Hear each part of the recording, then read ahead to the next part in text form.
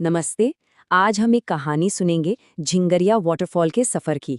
ये एक छोटी सी कहानी है, लेकिन इसमें एक बहुत गहरा सबक छिपा है। एक ऐसा सबक जिसकी तलाश शायद हम सब अपनी जिंदगी में कहीं ना कहीं करते हैं। तो चलिए इस सफर पर चलते हैं। तो सबसे बड़ा सवाल यही है ना, कि आखिर असली खुशी मिलती कहाँ है?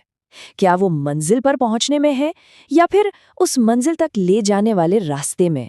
ये कहानी हमें एक किरदार के साथ लेकर चलती है जो इसी सवाल का जवाब ढूंढ रहा है। तो कहानी का हीरो है अतुल। अतुल अपने दोस्तों के साथ निकल पड़ा है एक एडवेंचर पर, झिंगरिया वाटरफॉल देखने। और रास्ता वो गुजरता है देलाखारी के घने जंगलों के बीच से। जरा सोचकर देखिए कैसा माहौल होगा। देलाखारी के घने जंगल, ऊपर से बारिश की हल्की हल्की फुहारें पड़ रही हैं जो हवा को एकदम ताज़ा बना देती हैं। और नीचे एक पथरीला रास्ता है जिस पर हर कदम संभल कर रखना पड़ रहा है। मतलब ये सिर्फ एक ट्रैक नहीं था, ये तो अपने आप में एक पूरा एक्सपीरियंस था। और इसी माहौल के बीचों बीच दूर से एक आवाज आती है, पानी के गिरने की एक जोरदार गूंजती हुई आवाज। ये सिर्फ एक आवाज नहीं थी, ये तो जैसे एक बुलावा था। एक ऐसी अजीब सी एनर्जी थी उसमें कि सारी थकान भूलकर सब बस उसी की तरफ खिंचे चले जा रहे थे। ऐसा लग रहा था कि मंजिल बस अब पास ही है। और इसी एहसास ने उनके कदमों में फिर से जान डाल दी। और आखिरकार वो अपनी मंजिल पर पहुंच ही जाते हैं। वो सारी थकान, वो मुश्किल रास्ता, सब कुछ जैसे पीछे छूट गया। अब देखते हैं कि जब वो वहां पहुंचे तो उनके सामने क्या था।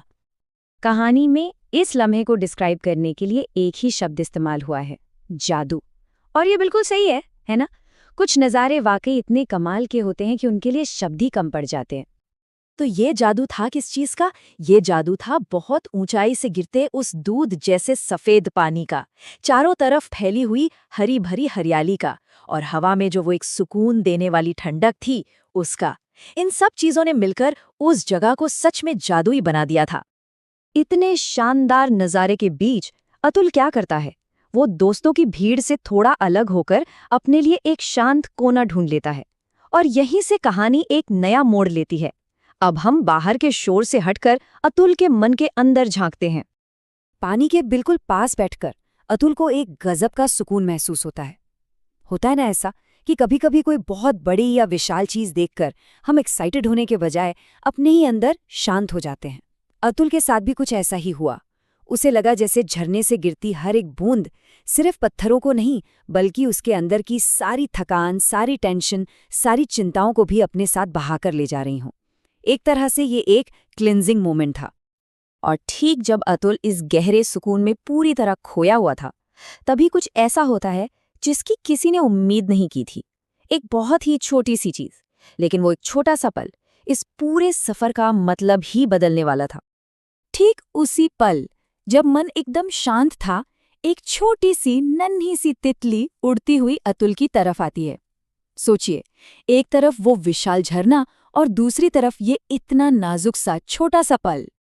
और वो तितली कहीं और नहीं, सीधे अतुल के हाथ पर आकर बैठ जाती है, बिना किसी डर के, एकदम आराम से।